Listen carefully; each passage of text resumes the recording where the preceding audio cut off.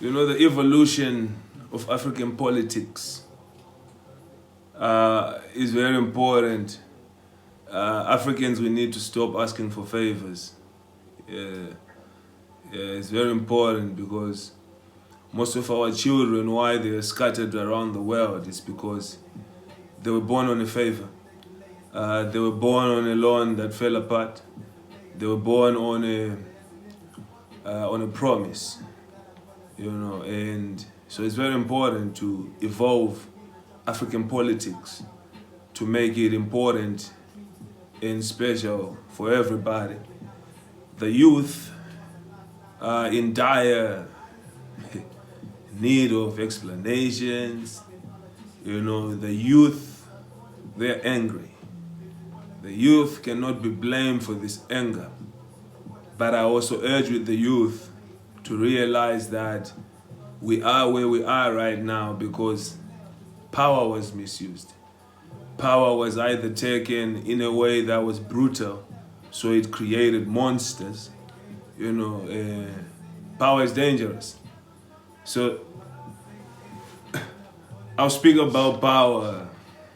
There's something I want to speak about power, but before I lose my train of thought on this, I want to just say the diaspora Zim community, you know, engagements and welfare of children, families, and direction is very important. To meet, you know, as a Zim community, as an African community, as a South African community, the youth, to engage on discussions that are very, very important. We got concerns of employment. These concerns of employment, they are very diverse and they come from various reasons, of which I'll explain a few of those. You know, people are being replaced by softwares and robot systems, which leaves no room for employment. So we are now in the era of internet technology. You know, so robots now can assemble, fix a car. Softwares now can compile a spreadsheet. Robots can do everything now. So people, they are needed less in places where heavy mind and skill is demanded. So now most of our African countries, they had not yet developed technically to, you know, cope with the advanced world.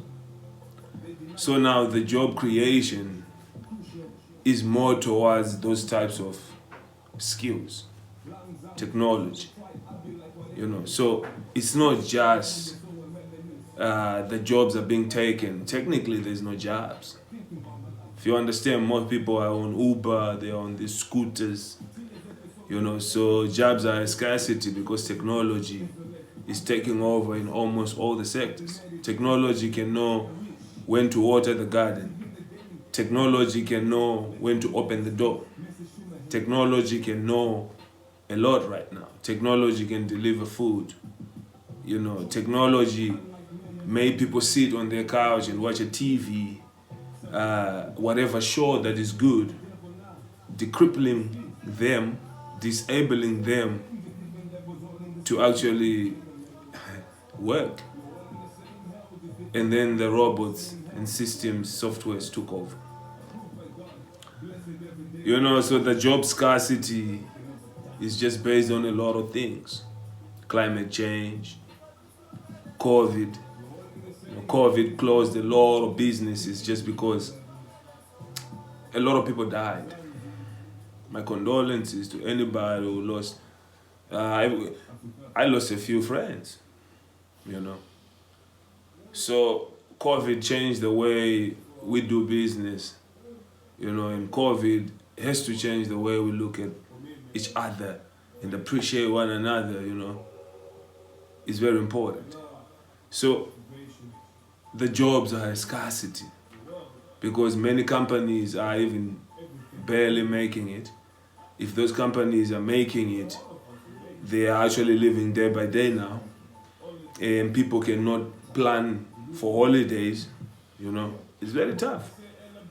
So the job creation is very, very important for African youth to actually start evolving into creating things instead of engaging more on social media or quarreling or making jokes.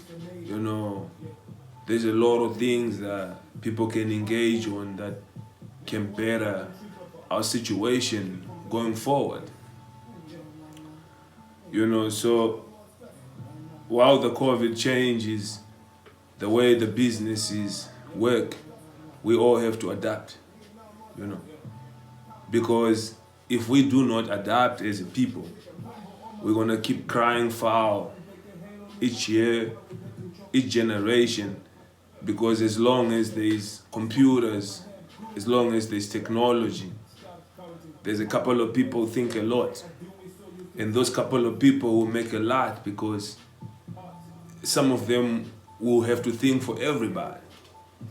So if we all don't rebel to technology with education and saying, look, I'm gonna get off my couch, I'm gonna go work, I'm gonna get off my couch, I'm gonna go improve that person so they can improve my life. We need to get up and get to work again like we used to back in the day. A lot of people are comfortable. It doesn't matter where you are in Africa. This comfortability, we never always had it. It came with a lot of hardships.